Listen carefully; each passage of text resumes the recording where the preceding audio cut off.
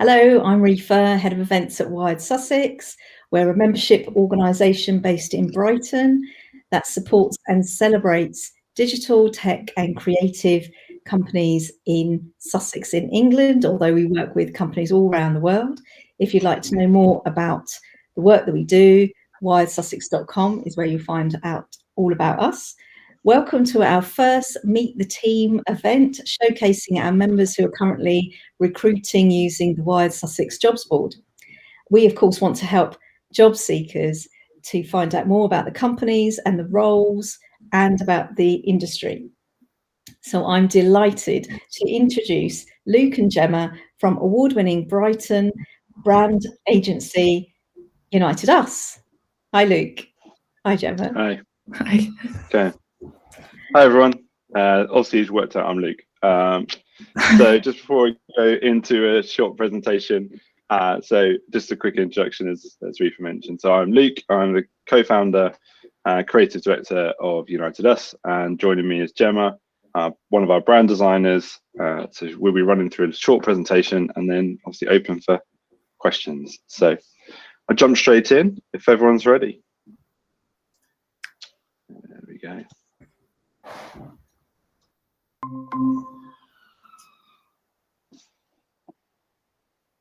Okay, so as mentioned, we're UnitedUs. So we're an internationally award-winning strategic branding agency based in Brighton, but working with global organizations.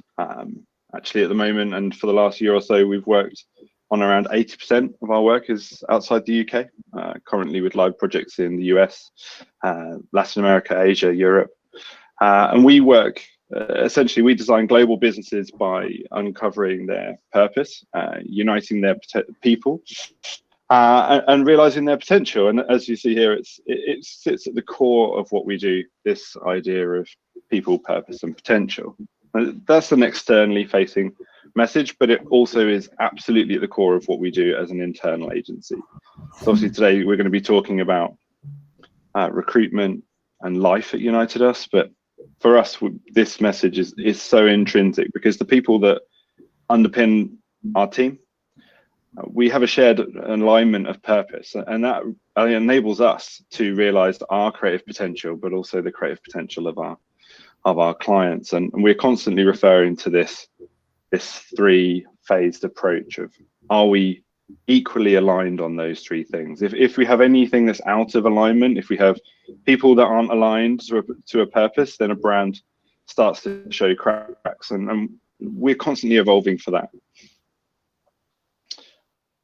So from a work perspective, we were really proud, actually, as you see there from last year, we won an award from the Great Places to Work with an excellence in wellbeing during the pandemic, which was nice. After the process, we found out that we were the only people going through this process in a pandemic. So to get an excellence award, which means that we were over 90% on the scoring for our internal well-being and how we work as an agency internally, was a huge achievement. Now, obviously, everyone plays a part in that, but for us, when I speak about us, myself and Jan, two co-founders, and Natalie and the other senior leaders, we are really driven by a genuine care.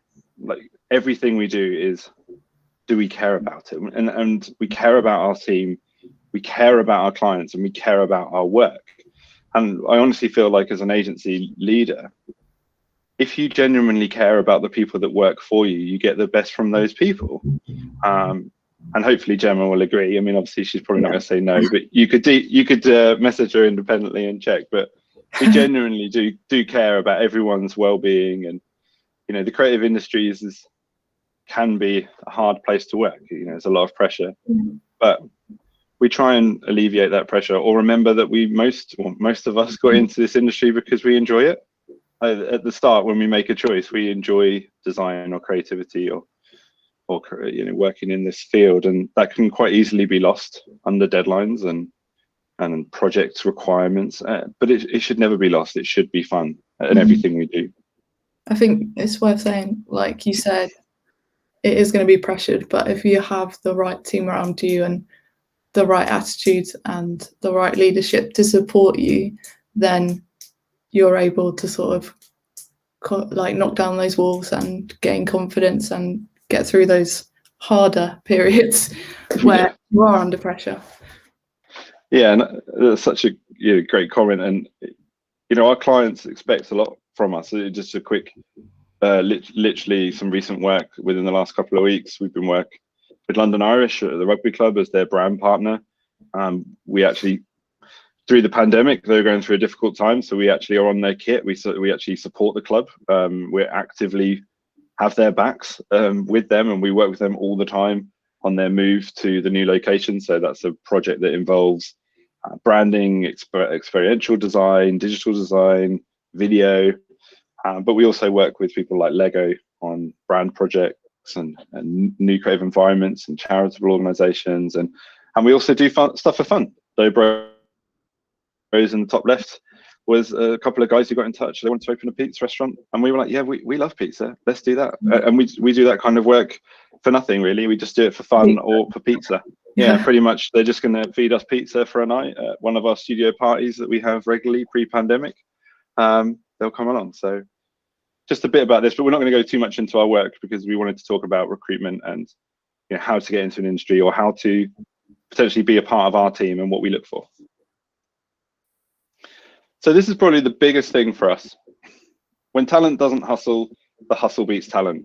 And essentially this means that there's some really creative people out there with great portfolios.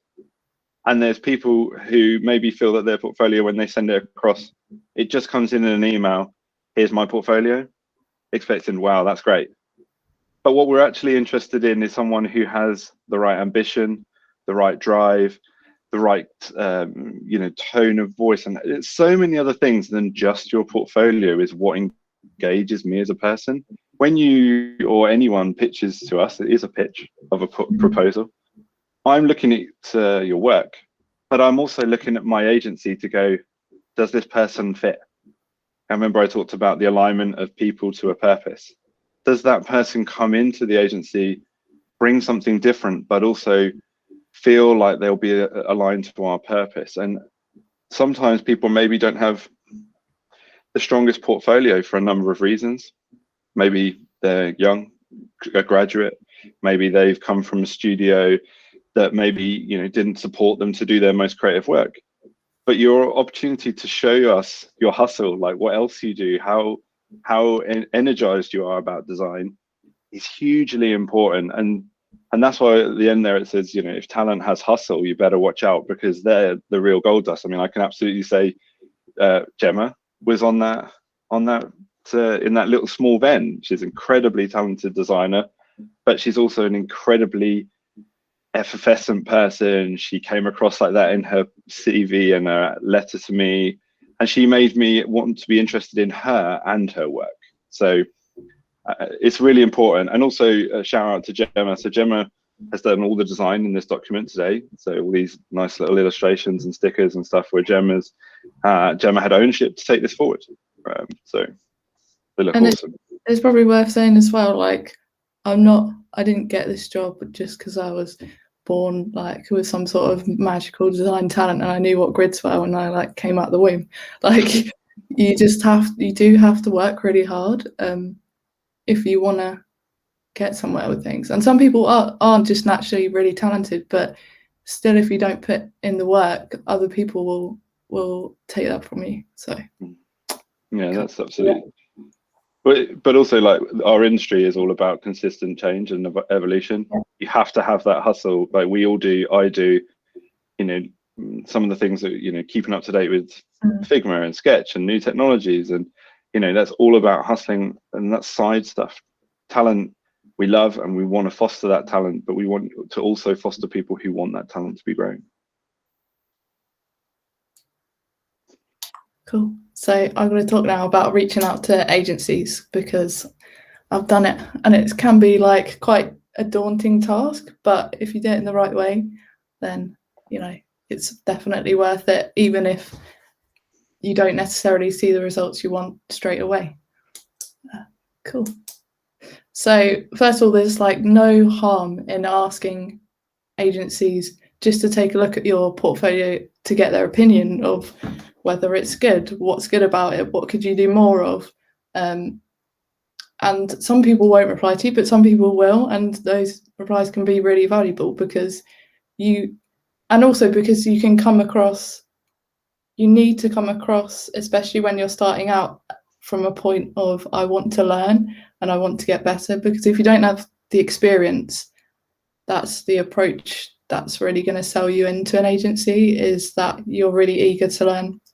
So yeah, there's no harm in reaching out and just asking, even if maybe agencies aren't advertising a role at that time, you could possibly be that person that blows them away. And if they like you enough, maybe they'll find a place for you, or they'll find a role, or you'll make them think, actually, we do need that. So it's definitely worth reaching out. It's definitely a good point. Obviously, it's my task to look ahead as the agency for recruitment. And sometimes that's a need driven by projects, and sometimes that's a need driven by a person. Someone might come along and we go, we'd be crazy to not take this person up, or they bring an angle or an edge, or those sorts of things. We are flexible to those things, and it's up to individuals to come and, like, we talk about it in the past, back in the day. Don't want to sound like too old. I'm not that old, but you'd go and hawk your portfolio around agencies in person. You would go and knock on doors and you'd talk through portfolios. Now the internet and emails and that has made that transaction too distant, in our opinion. It's to send and wait, when actually there's a lot that you can do by asking, engaging, and also we're super busy people. So nudge. Yeah. If you want something, nudge us.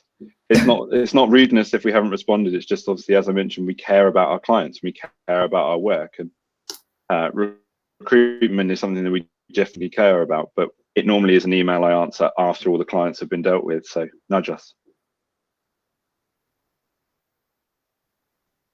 Cool. Good, Gemma. And yeah, also, by reaching out to people, you are definitely helping your future self. Like, people might remember you for something you've done that maybe they need at some point, or maybe they're not advertising a job at that time, but then in the future, when they need someone, they'll get in touch with you. So, and just, you never know what you're going to need as well. So, like, just keeping on talking to people and making connections.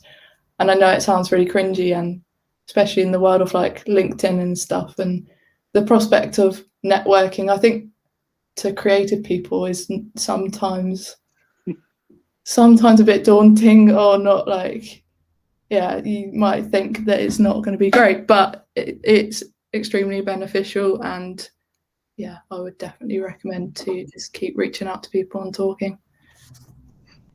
Know who you're talking to. Like, if you want to work somewhere, learn their face. If you want to work with us, work out what I look like, and then come to a Wired Sussex event, which we were literally just talking about, which we always attend, and come and say hi and have a beer in an informal setting, so that when you do ask a question or you do email, it's like, oh, hey, how you doing? Yeah, we remember you from that time, rather than it being completely cold. So it's definitely something to do. So that comes down to first impressions count.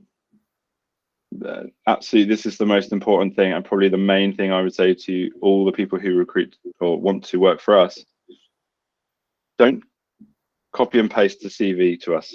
Don't copy and paste an email. Macmail shows if you copied and pasted it, for start, but also if it's so vanilla that you haven't taken any time to personalize the email, the letter, the CV, then we really aren't interested, because it's a two-way street, which Jemma will come on to in a minute. We want people who align to our purpose, and if you aren't taking the time to actively align to us, then it's very difficult for us to feel any reaction to you. And this comes back to the great work needs to still hustle. Portfolio is great, but you put no effort into engagement with us. It just goes in the pile of nice portfolios. It doesn't go into the Slack channel of, okay, who's going to have a chat with this person? You really need to make sure that you're taking the time to personalize what you're doing. Jemma did a great job of that. She'd done a ton of research, not only on me, but Carl, one of our senior creative, She knew about work that we delivered in the past, and she made herself relevant to that. So it's hugely important. So don't be this. This is what we see time and again. And also be aware that on average, we receive anywhere between 5 and 10 portfolios a day. So if you want to stand out, you've got to make sure you stand out. We spoke about this the other day as well. Like, it's a waste of kind of your own time if you don't put enough effort in, because you might as well not send it, because straight away it's not going to be read properly, or it's just going to, if you don't put the effort in, then you won't receive it back. So check your spelling as well. That's a big bugbear of us, because obviously every engagement is a reflection of you and your personal brand. And if you were to work with us, every engagement you make with a client, or every phone call or every email, is a reflection of a collective, UnitedUs as a collective. So if you're not checking your work when you send it to me, then I'm already having some red flags. So just be careful of that, and make sure you spell our name right. We've had 3 people in the last week spell our name wrong, which is always just straight to the note. So just be careful. And yeah, just do your research, really. Just Google us. Like, we have the internet and everything's out there for you to see. Like, you can basically be as stalkerish as you want. Maybe just don't tell us that you know, like, our kids' names or whatever, but you can know them. But yeah, like, you want to find out about our work, really, and our backgrounds. What, Carl's the senior creative here, has worked in like advertising. Luke's got a really brand focused background. There are things you can find out which then when you talk to these people can be really useful, because you want to relate to them in any way you can, so that they think that you've made a special connection, but actually you just know these things because you found them out and you've put the hard work in. And yes, that sounds weird, but if I know that Luke likes rugby and I can somehow get that into a conversation when I'm getting to know him, he's going to be like, oh, we've got something in common. So yeah, that's good.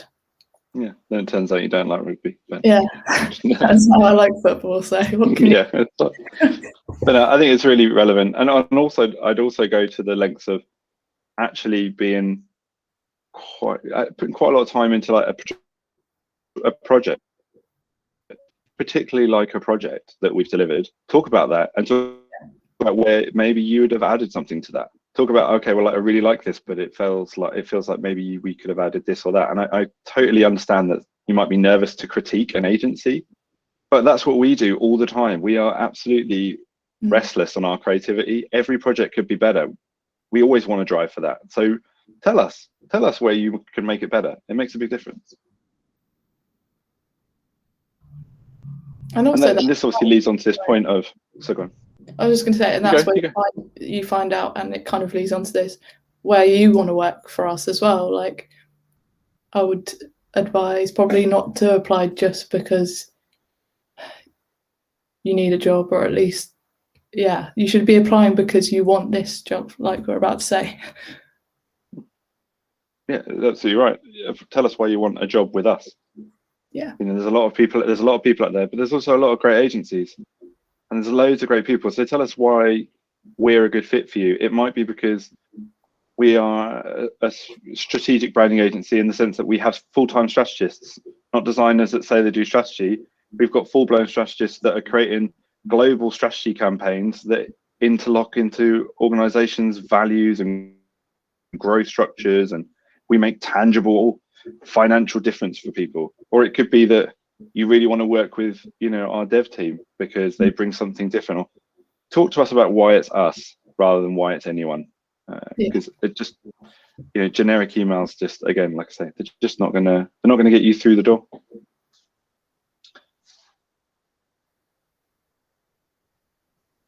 And one thing that's very important is like how you write when you're writing your cover letter. I feel like it's hard to be like the best designer in the world, because that's a very high bar to reach. You can get really good, but another thing that can make you stand out is that you're able to look at copy and you're able to write as well, because that is really important in design. Design should reflect the copy.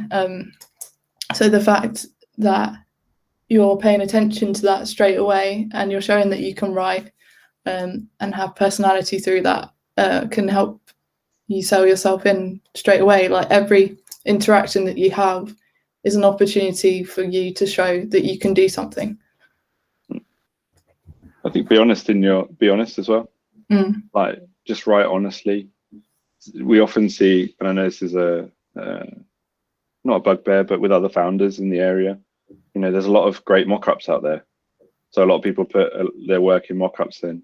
They sell themselves as delivering these global brands, when actually that's probably not where you're at. And that's totally fine. We want to nurture talent. We want to bring people in who have raw ideas.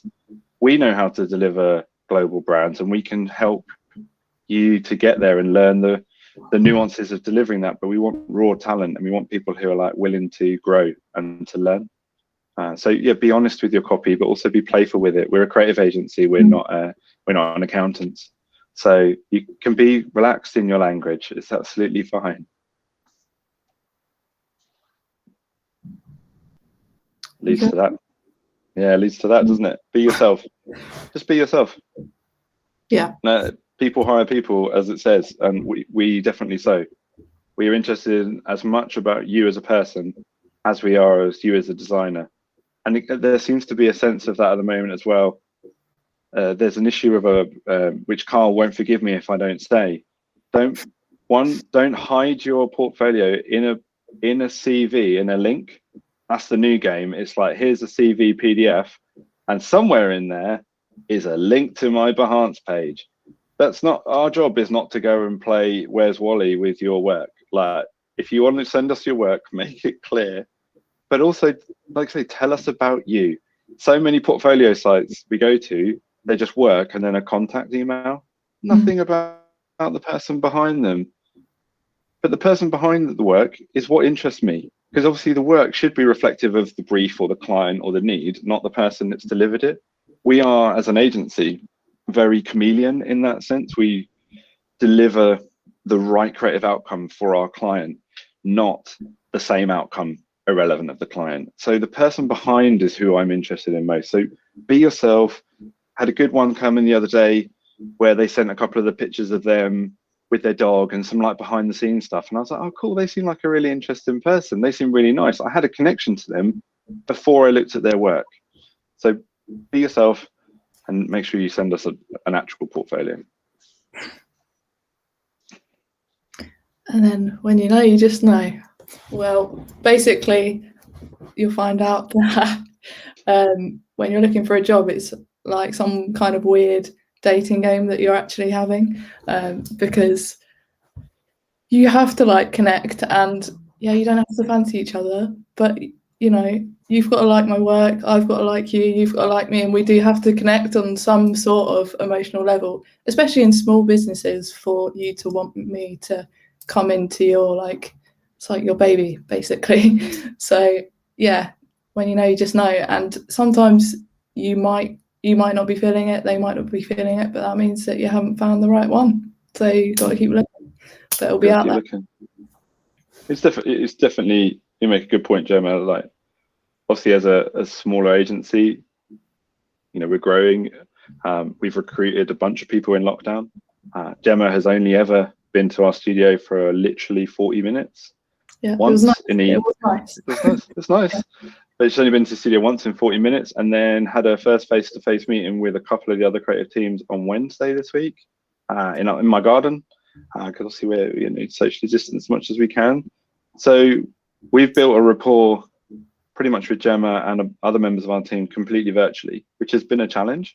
But I don't feel I know Jemma any less than anyone else in my creative team, because we do a lot to engage. We do a lot of things to positively build environments. We have dinners where we ship food to everyone. We have events, we have team things, we have this, and we really want to get to know you. And it is one person in a smaller team can make a seismic change to a culture. It's not one person coming into Google, no one notices. You make a huge impact on the business that you arrive within to. And my job is to make sure that you bring positive impact. So the more I know about you, the more I can say this person's the right person to work with our team. They're going to bring so much value.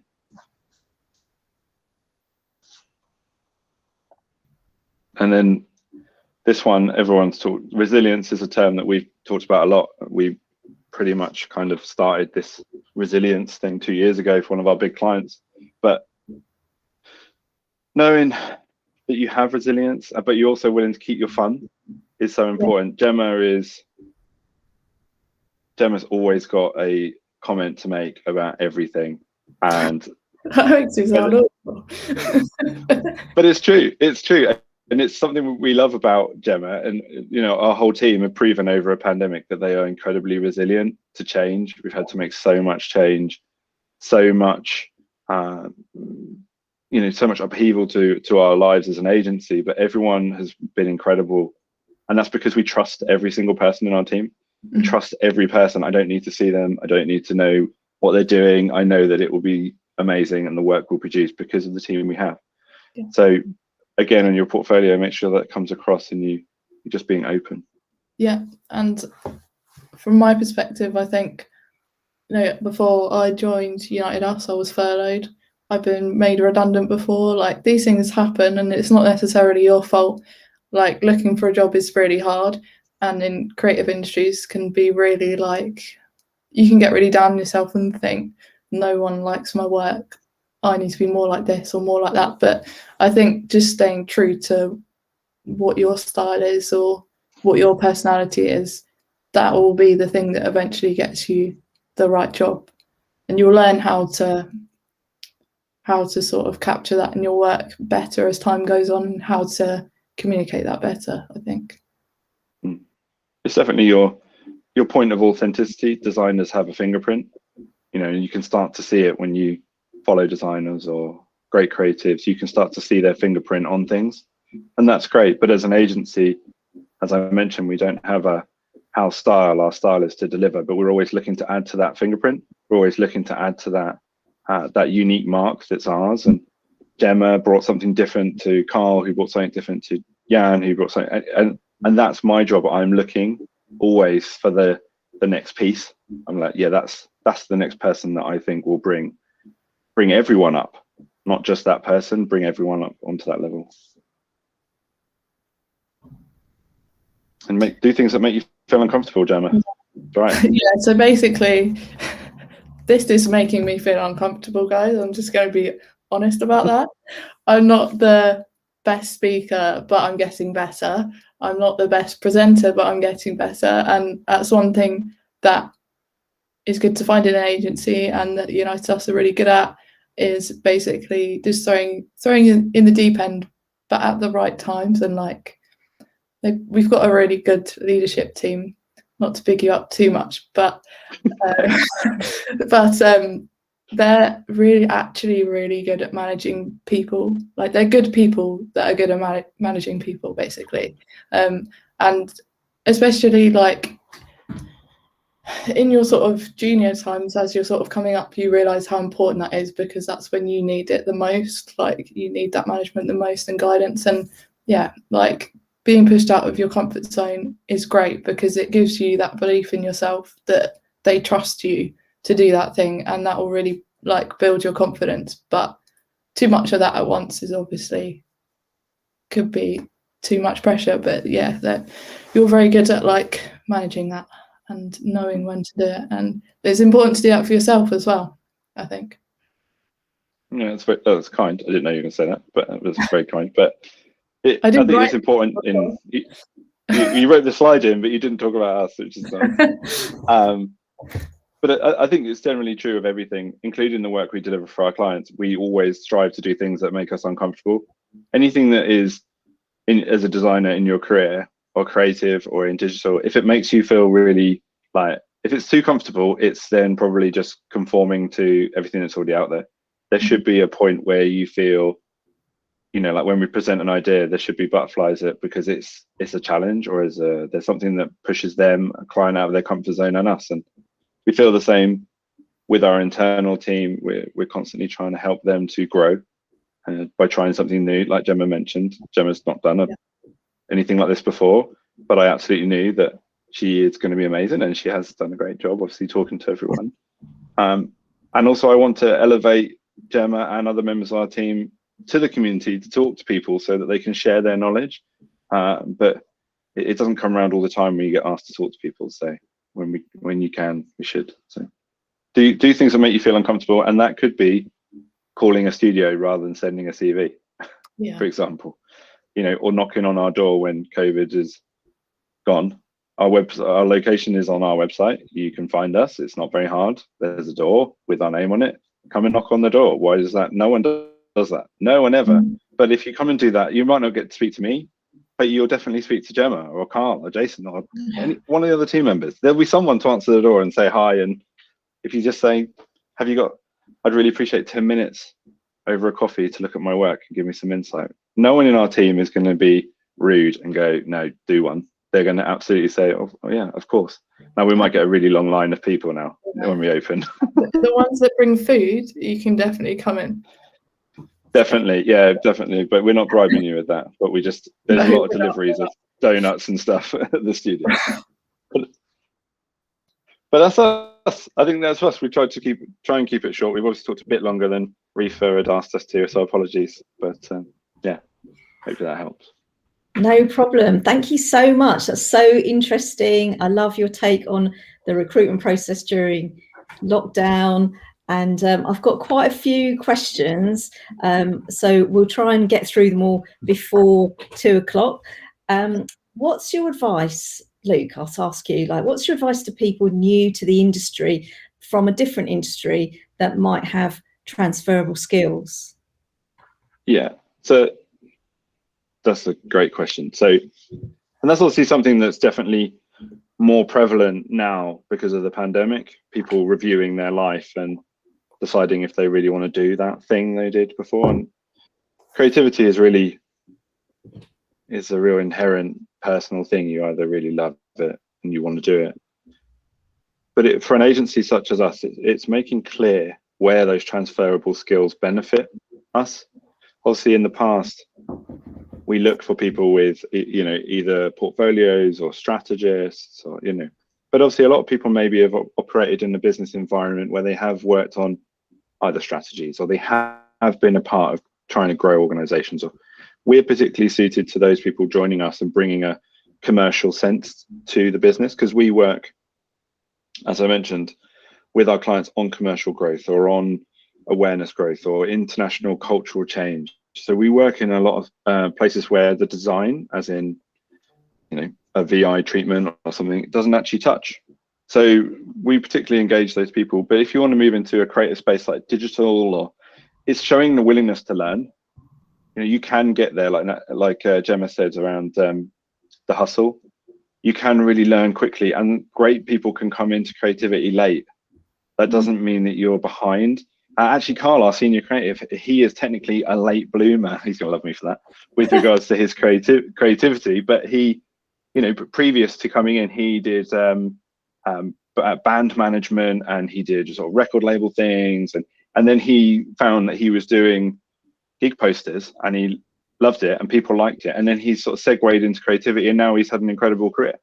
But he didn't necessarily start off on the I went to university to study design route. So we're not averse to that. You just need to make it clear where you feel your transferable skills are, and be honest of where you are. And we do try and respond to people. Anyone who really puts effort into their inquiry into us, we will respond in kind. If it's copy paste, then it's normally we don't get around to the response. But yeah, get in touch with us and ask. That follows on from my next question. Is if someone's been out of the industry for a while, or even out of work for a while, what can we do to help them get back into the industry? Yeah, it's another great question. We've talked about this a lot internally. I mentioned about caring. We've obviously got members of our team that have been with us for a while who are transitioning into maternity or things like that, where they're having career breaks, and that shouldn't and never should be penalized, in our opinion. All experience is good experience, and they bring a different sense and a different value. So if you've been out of the industry for a while, tell us about what you were doing. Why did you fall out of love with it if you left it voluntarily? and then tell us why you want to get back into it. What rekindled your passion for it? And if it's something that, you know, it was obviously a lot of people, as Jemma mentioned, came to us when we didn't follow any of our team. We didn't take any of the sort of breaks or anything. But it didn't bother me at all that Jemma had a break, because she hadn't had a break. She was still actively working on a ton of things on her private portfolio and these random hypothetical brands for some food company, and she was just like working and working. And I could then see that Jemma's ethic is entrenched in who she is, rather than it's my 9 to 5. And that's kind of what we want, is people who kind of feel creativity or feel that passion all the time. Brilliant. Brilliant. Jemma, lots of people move to Brighton to start new careers. What do you love about Brighton's digital sector? We were speaking about this earlier.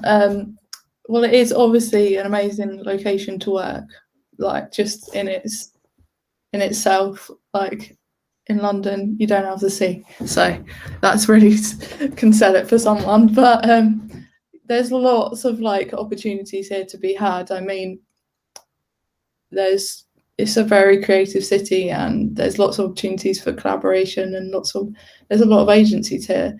Like there is a lot of opportunity, and I think it will grow over the years. Yes, there is a lot in London, but it's, from my personal point of view, it's more affordable to live here, and if you can get something good here, then it's worth having. Brilliant. Jemma, what's your I know you've covered some of this in your presentation, but what are your tips for graduates who are looking for a career in digital? Or maybe there's just like one top tip that you've got. A top tip, I think definitely, like I said before, come at it from a point of view that you want to learn and you're willing to learn and eager to learn, and show that you have been doing everything you can to do that, because there are some things that you can learn prior to getting into the industry and some things that you need to be taught in the industry. But if you can just show that you've got a good work ethic, I think that will get you a long way. Brilliant. Thank you. Luke, we've talked about the caring part of your company, but what are your company values, and how do they show up as in the workplace? Yeah, so it's that question. Obviously, we had a brief chat about values earlier, and for us, obviously we do a lot of work as a brand organization setting values for other people. Like all the time, we're reviewing values. But for us, values are things that should be felt and not necessarily placed on a wall. They are intrinsically in there. And I talked to Jemma about this the other day, because we're having an event in a couple of weeks' time where we're bringing the entire agency together for a big garden party and to do loads of stuff and to realign on the aspirations of the organization and to get everyone's buy-in. And I was running through values with Jemma and saying, hopefully you feel these things. And we have values around captivating creativity. And, you know, and that's a push from us around not just creating for creative sake. It's to really create emotional connection with people through creativity. And that's something that I'm constantly, hopefully Jemma will agree, but also with Carl, always working with our creative team to say, but how are we connecting with people? What is the emotion here? What is the narrative we want people to understand? So they're not, our values aren't things that are just on the wall and we never touch them. They're things that we genuinely live by, because we are entrenched in it. You know, we've grown. We actually changed our name to UnitedUs 4 years ago, because previously the business was named Pixel, and it was kind of a narrative around myself and Jan, my co-founder. And that's not how Jan and I feel about the organization at all. UnitedUs was the right name for us because we are UnitedUs. We are a collective. We are equally as valuable as the next person. I'm as valuable as Jemma is as Emil, and their entire business. And our clients feature all of our business, and all of our team work on every single project. So we are a complete united us front when we do any of our work, and that's a value in itself for us, is shared ownership, being supportive, but getting involved in everything we do. and that also includes in our clients. There's nowhere that we won't go on a project. We if any of you have met Natalie, our strategy director, there's no question that she won't ask. If we want to know an answer, she will find it. So those are an entrenched value. Rational reasoning. As a strategic agency, everything has to have a reason. I know that when Jemma onboarded and a bunch of designers on board, that can sometimes be challenging, because we question, well, why is it like this? Why is it that color? What does that mean? What's the symbolism for this? That can be quite a learning curve to go, well, I've considered every rational reason for why I'm at this point, rather than it looks nice. Yeah, it might look nice, but we are grilled by global CEOs about every minutiae of detail, and we have to have that rational reasoning for it. So those values are entrenched, but they're definitely not things that you'll see on our studio wall. Fantastic answer, thank you. I've got some questions from the crowd on YouTube. Let me tell you. So Morella, sorry. Is there an age limit when searching for a job in the creative industry, i.e. digital marketing, web design, etc.? I'm assuming she means upper on that, or is it a lower limit? But no, it'll be the answer. I mean, obviously legally you have to be able to work, so a lower limit. But no, on the upper limit, absolutely not. I totally appreciate there is a perception of ageism in our sector, but I also have read some great articles about organizations that are employing older people who have different mentalities, different mindsets, different engagements, and we would be the same. There's definitely no limit to what you can learn and the impact you can have, because what you might someone might say, oh, you're getting older. From our perspective, that's all experience. That's all something that you can deliver back into an organization such as us. Generally, as an agency, we're young. From a founder's perspective, myself and Jan, we're both 35. We've been running the agency for coming up to 10 years next year. So we've grown in our business, but we didn't fall out of the big agencies. Jan and I didn't go and work at Wolf Ollins and then drop out with loads of clients. We've grown to have Lego and these massive clients through our own hustle and ambition, but we are also looking always for people to bring experience. So definitely not. It's not something that I even review on a CV. I don't look at age. I don't look at educational background. I look at your cover letter and I look at your work. That's what I'm interested in. Excellent. Oswaldo says, I've worked as a KAM, and I've been out of the marketing industry for 2 years. What should I be learning besides the things that we see on the internet? What kinds of tools, platforms, etc.? So tools and platforms, again, are kind of irrelevant, because you can be taught those things in an agency, and all agencies will have their own requirements of, this is the software we use, this is what we would like you to implement with. It's ideas. That's what we look for, is great ideas. So if you've been out of the industry for 2 years, talk to us about the ideas that you had or have, what impact they made, and focusing on an impact is really important. It's very easy for people to send us a portfolio with a nice piece of work, but if it made no impact on the environment it was within, it's not a communication tool. Our job is to communicate and to make difference, positive difference.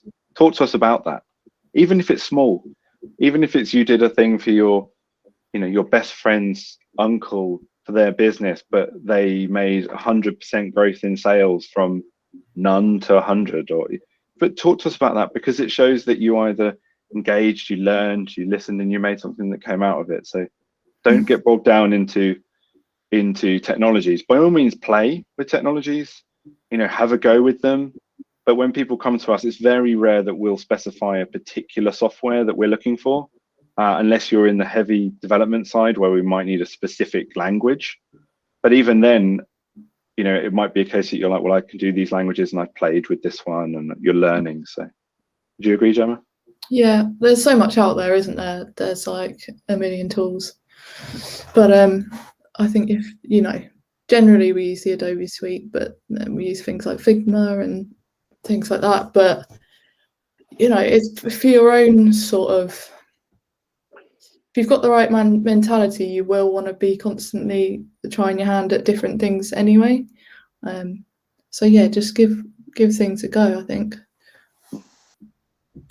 Thanks, both of you. Lots of people are saying online that they will be dropping by when you're open, Yep. which is great. They're very welcome. Honestly, they are welcome. And keep an eye out on socials, because we do have studio parties. Well, pre-pandemic, which we will be getting back to, where we kind of open the studio for an evening. And also we invite a lot of the other studios too. So it's not just us, you'll meet other studio leads and other studio creators. Because one thing about your digital question earlier, like why is Brighton great? It's because it's a competitive place. Like, we want to do great, but we're also genuinely supportive of other agencies. Like, I know you've got a conversation with Tilt coming up.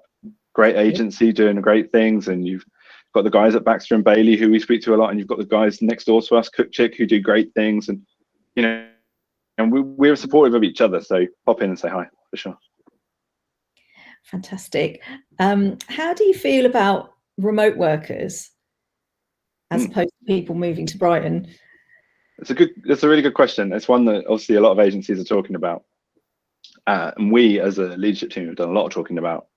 And for us, remote working is not the way forward for us. We appreciate that great people can be anywhere.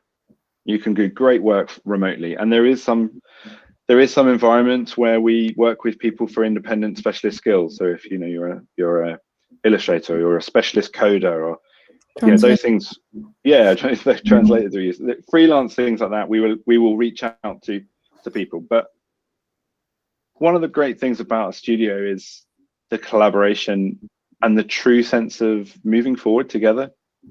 It's very difficult for us, me and the studio team, to really lead and help shape people's careers and to see where we can add value to their lives remotely, because you're doing check-ins.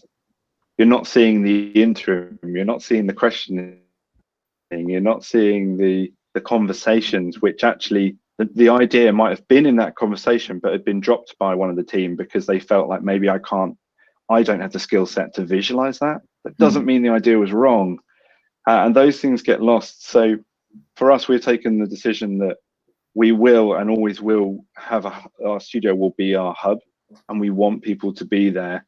But it also allows us to make sure that we are supporting our team correctly. Obviously during this period of being remote, we've learned a lot. We've created much more rigorous processes. We've created really good work environments. Our team is spread out. We've got some team in Portugal at the moment who've sort of departed, who are coming back. But we've also had to employ things like, everyone's now got Headspace accounts, and everyone's now got wellbeing accounts, so that we can make sure we're maintaining that health in the studio. We can just keep a better eye on how everyone's doing, but also really push people forward on the progression and go, you're doing so great, take more responsibility, I can see you can do that. So yeah, for us, unfortunately, it does mean that sometimes we get great portfolios from Manchester or New York, and we love the work, but we believe in the collective over the individual. So the studio is important for us. Such a great answer. I've got a bunch of questions. We've got about 10 minutes left around portfolios, quite specific ones about portfolios. I'll just read 3 of them out and see how we can sort of wrap them all into one answer, maybe succinctly. Laura Bird says, how important is specialization when it comes to a portfolio if someone has designed across print and digital illustration logo design? And then Dan McCabe says to Luke, what's your ideal portfolio look like in terms of the number of projects you see, the need for written descriptors? And then Natalie is an editor, so she says, how can she make that look attractive in a portfolio? Okay. Quite a lot of different. That's all right. Shall I jump first and then Gemma? Yeah. Shall I go first? Yeah. So shall I take them in reverse order as sort of quickly as I can?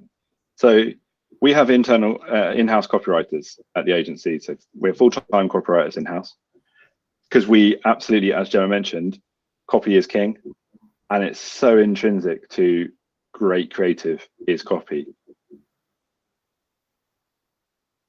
So on the question of how do you make that look great, you don't have to make that look great, but obviously take inspiration from, you know, the period of time, you know, the sort of admin era where copy was king. And it wasn't that it was incredibly designed, it was just considered in its design.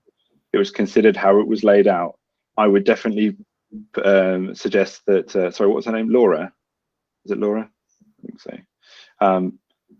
Ask a friend or someone you know to give you a document with a nice grid.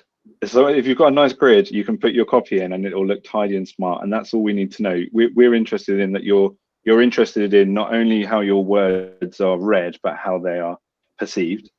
So definitely send that in, but you're not being judged. Be clear, you're not being judged on design. If you apply to us with copy and content, you are being judged on the copy, not the design. Not all of our on the team rate can design, can they? That's why we're here. So yeah, probably 40% of our team are not designers, don't use design software, but they're not back office either. They're not support teams. They are front-facing creatives, but they use other mediums. On the question of ratio, what you should show, you need to show what you feel is a broad example of your skill sets. I'm not going to dictate that. I have no issue with a portfolio of 3 things and a portfolio of 33 as long as they're valuable. I don't want a portfolio that takes me 10 minutes to get through when actually they're not adding any value. Part of being a good designer, and I'm also a photographer myself, part of the hardest thing about being a photographer is culling the images that you like, but they're not essential. Getting down to your sort of, your little suite of images is probably the bit I enjoy the least because it's the most internally difficult. But yeah, just show us what you feel you need. And then across, on the first question that you asked, Jemma, I'm sure you'd agree after joining us, you're dragged onto every project. There's no limit of where we want your creativity. So Jemma, I'm sure, will today have already done some print work, some digital aspects, some animation pieces, some illustration, as you saw in the presentation. So we look for people who are, they're skilled at many things, but we don't expect you to be incredible at everything. No. But it's nice if you've got a portfolio of it, push it across. You agree, Jemma? Yeah, I think if there's one thing that you really like, if you really want to be an animator, we're just probably not the right place, but totally go for that. Do you know what I mean? Some people do just have one skill that they're really good at. I probably have a few tools in my belt, and some of them I spread myself more thinly on than others. Like you say, you can't be amazing at everything, but show that you can be flexible if you want to work in this type of an environment. That's brilliant. Thank you so much. I've got one last one, I think, from Sorrel. Sorrel says, Jemma, I love your presentation design. And we've touched on this quite a lot, but do you invest in the future of your employees and encourage them to continue to learn and develop? That's at the heart of everything you do, it sounds like. First of all, yeah. Do you want me to answer? I was going to say, I'm not very good at accepting compliments, so I'm not really sure what to say to that. But I don't even know what the question was. I'll say it again. Jemma, love your presentation design. And do you invest in the future of your employees and encourage them to continue to learn and develop? Yeah, so they're really good at that, basically. Like I say, they're good people that are also good leaders, and like pushing you out of your comfort zone is part of that. But also we have reviews like regularly. We have catch-ups nearly every day, check-ins, and yeah, they're really good at keeping the communication going. And I think are constantly reviewing together the team and where we should be. That's right. Yeah, we definitely, we definitely have the mantra of train talent. Like everyone should grow and everyone should progress. And obviously in small agencies, I totally get, maybe there's a bit in that question from Sorrel around which ambitious people want to know is, where do I go in a small agency? There's someone like me sat in the creative director seat. Where do we go? And I get that. I totally get that question. But we believe that as we changed our name to UnitedUs, that as a collective, we become better, we become more renowned, we become more engaged, we earn the right to work on the big projects. You know, we are delivering projects for global rebrands for organizations, not from a perspective of being passed work along from the JKRs or the pentagrams. We are in our own right standing, taking work from those clients and delivering rebrands, and we want to keep moving in that direction.